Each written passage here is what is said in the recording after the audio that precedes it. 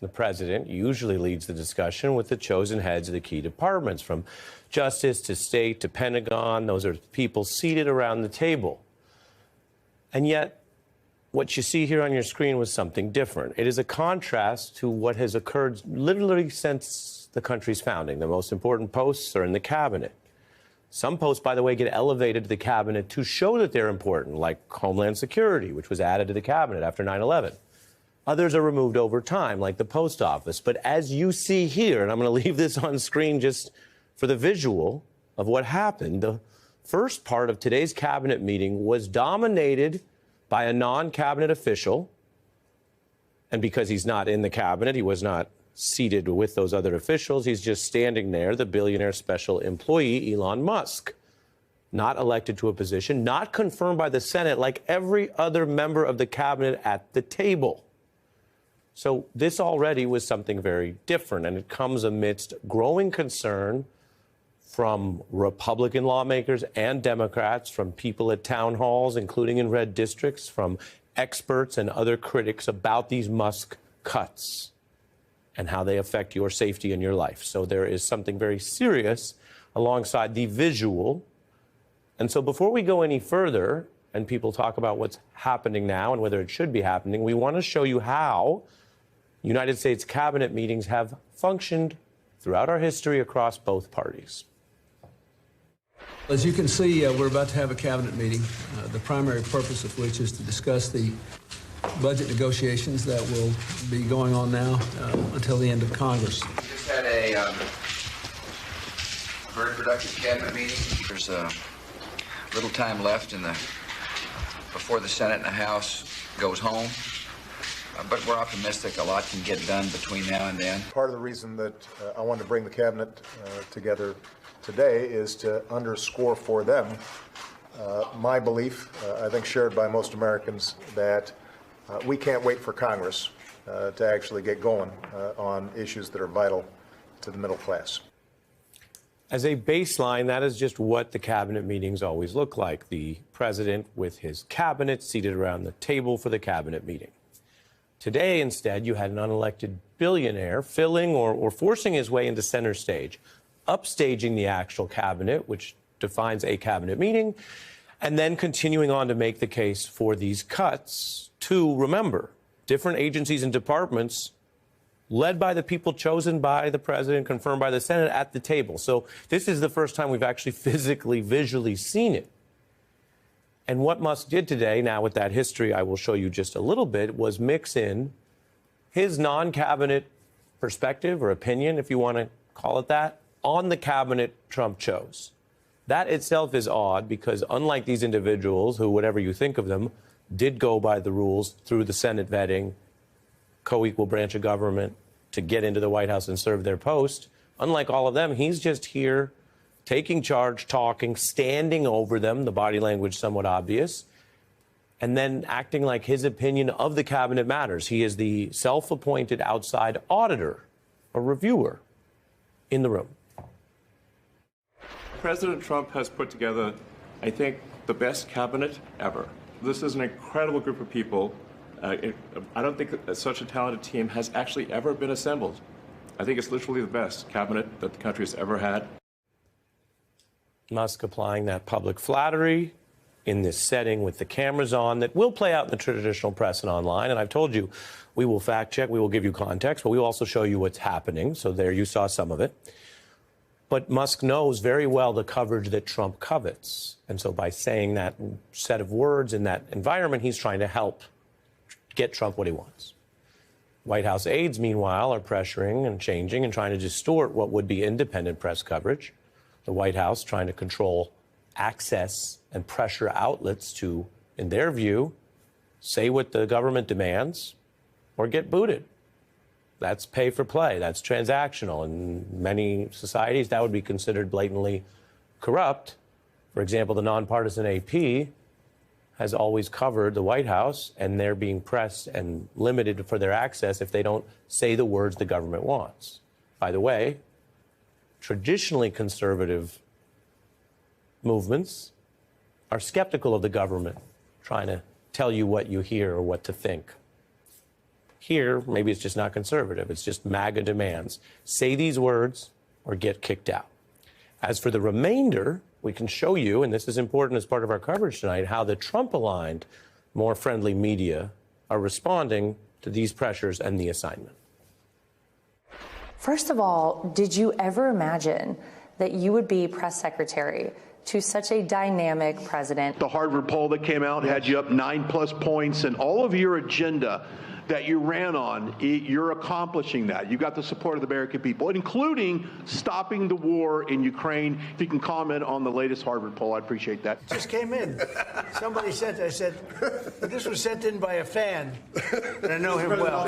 He's sort of a stiff. I said, Brian, you're not a stiff. Always say yes to the president. Always say yes to the president. Would anybody? Throwing hats out to the crowd because some in the crowd want the hats because that's how cozy it is. Now, again, the hypocrisy stories write themselves. A lot of these same folks had their criticisms of what they said were traditional or mainstream media being what they called too solicitous or friendly to other administrations, Democratic or otherwise. And you never saw that. I mean, you never saw any reporters from the AP ask for hats from any administration because it's way past the line of being neutral. The fawning praise that you saw here, some of it may even approach a kind of self-parody. It was actually satirized in the past in general, not obviously this specific example, but the tendency of this type of thing in politics by The Simpsons, a famous episode where Homer's very rich boss, I don't know if he was a billionaire, but he was a very rich guy you might remember, Monty Burns, running for office. And Lisa gets roped into reading a question that was planted by that rich politician's team. Mr. Burns, your campaign seems to have the momentum of a runaway freight train. Why are you so popular? Ooh, a tough question, but a fair one. Lisa, there's no single answer. Some voters respond to my integrity. Others are more impressed with my incorruptibility. Still others by my determination to lower taxes, and the bureaucrats in the state capitol can put that in their pipes and smoke it. Oh, Mom, that felt awful.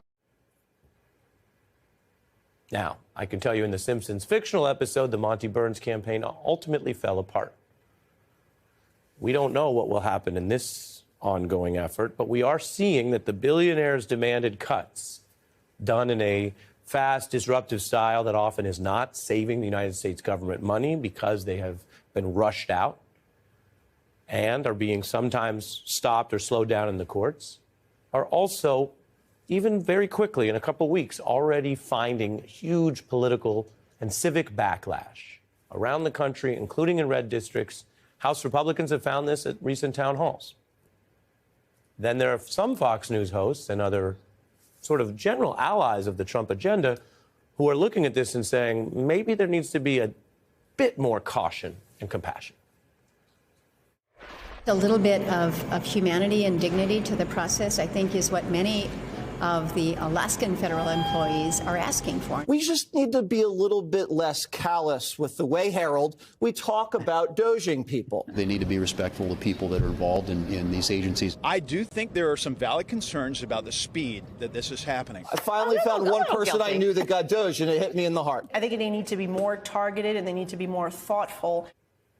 Then there are reports of jolted Republicans behind the scenes who are flatly asking to stop Musk cuts, at least in their districts. And remember, you can see the pieces following together here. A lot of concern in their districts, protests, opposition. I showed you some of the town halls. So they say, let's dial back the town halls. That's an emergency Band-Aid. But then also some are saying, cuts for thee, but not for me. Do them somewhere else. I can't defend them here in my red district. Musk, meanwhile, continues to traffic in misleading or outright complete misinformation about what has been, remember, a hidden and secret process. He is not a member of the cabinet, which is very deliberate because he doesn't have to share his financials under those rules or face testing and grilling under oath. That's secret, not transparent. He's vowed to hide his own financial information with Trump, a tradition that Trump has done. That's not against the law because he's using this special loophole as an employee rather than a member of the cabinet while he lords over the cabinet today. Keep those facts in mind as he falsely talks about transparency. We bring the receipts. So people say, like, well, is this real? Just go to DOGE.gov. We line item by line item, we specify each item. So, and I should say, we will make mistakes. We won't be perfect, but when we make a mistake, we'll fix it very quickly.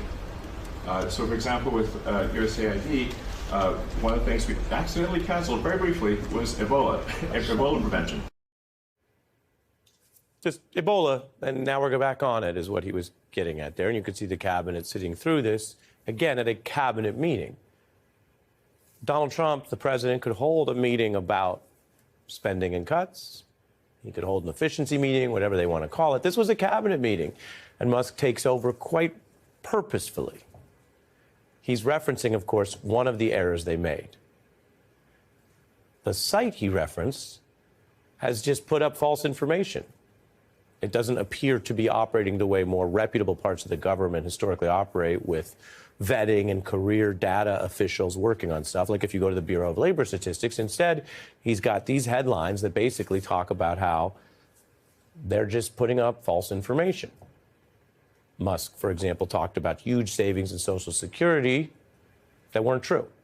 40% of the contracts they've pulled generate no savings, meaning they're canceling things which affect government services, but it's already paid out. You take it all together, and you have a cabinet meeting, the first of this term, dominated by a non-cabinet member, offering misinformation about a bunch of program cuts that not only did no one ask for, but even Republicans are saying, please, if that's Elon Musk's help, don't do it in our district. No help wanted.